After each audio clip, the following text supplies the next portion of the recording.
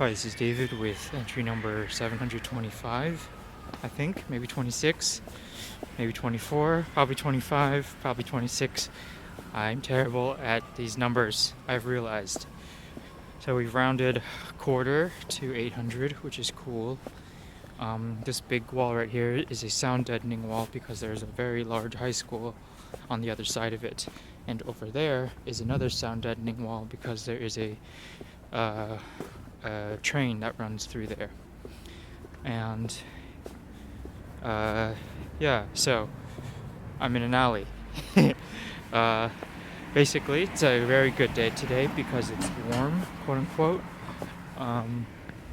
The weather is currently at about 40 degrees Fahrenheit, and it feels amazing. My hand that's holding this camera feels like I could be out here forever. Sorry about that, but it feels great. And yeah, so that's the end of that. I was talking with one of my pupils the other day about passions, and we had talked about them before, and it was a really good conversation. And I guess we learned a lot about each other's kind of passions and to some extent goals. And I did a catch-up kind of talk yesterday, the last couple meetings we've had about kind of how passions have grown or evolved in the last 9 months or so. And what was fascinating to me is that when we first talked, let me backtrack. In America, I would say that passions are generally hobbies. They're synonymous with each other. If you really like doing something, it's usually a hobby, and because you really like doing it, I think it's safe to say you call that a passion. Sorry about this noise. It's a train, and she told me that her passions currently are work and getting her master's degree. And at the first time when she told me that, I didn't say anything because, I just didn't. And the second time, I kind of brought up that what I just said, like in the U.S., passions generally aren't like mandatory or like I would say like conciliatory or something. They're not things that you do for money. They're things that you do for the love of them. And she was like, "Oh yeah, I guess that's true." And we had a really kind of in-depth breakdown of kind of what makes something a passion, and what makes something that you're just interested in turn into something that's like something that you really want to full bore go at. And by the end of our conversation, she kind of said that maybe work and school are still very important to her, but maybe they aren't exactly passions.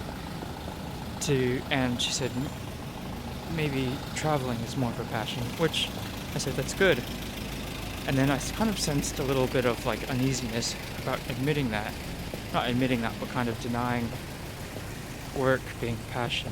And we kind of got into it a little bit more and I asked her, all right, well, we kind of talked about how rare it is that people get to work their passion.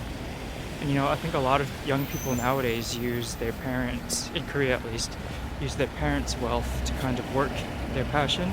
So there's a lot of young attractive women that are florists. And it's like, okay, you can kind of see what's going on there. But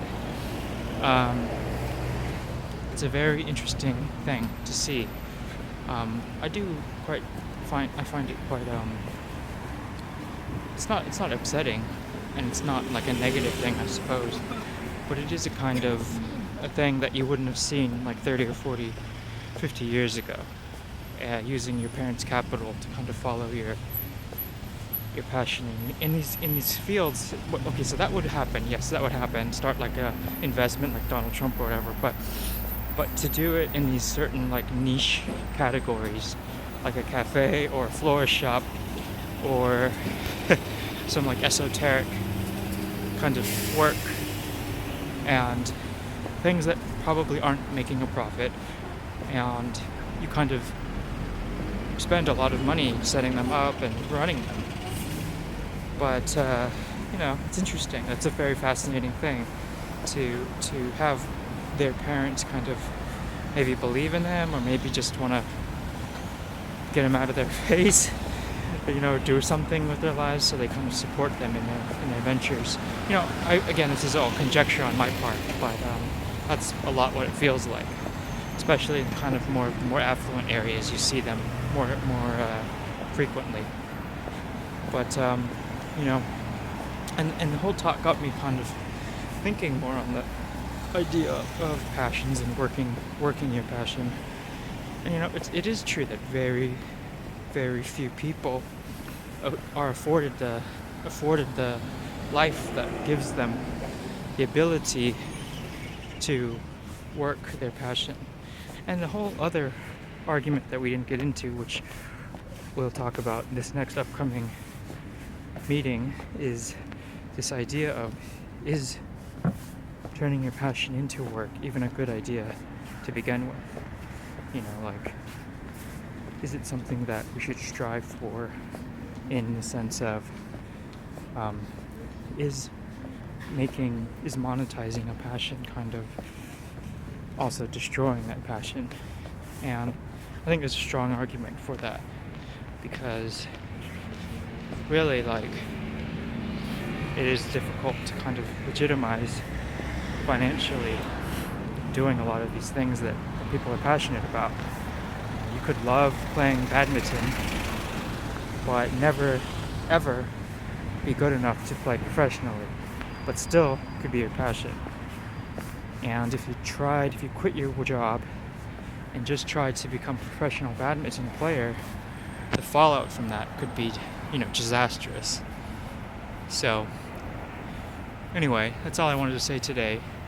I went and had a bingsu, so I'm very full and cold at the moment, but I'm feeling good, feeling strong. It's an overcast day. I think it might snow tonight, but we'll see.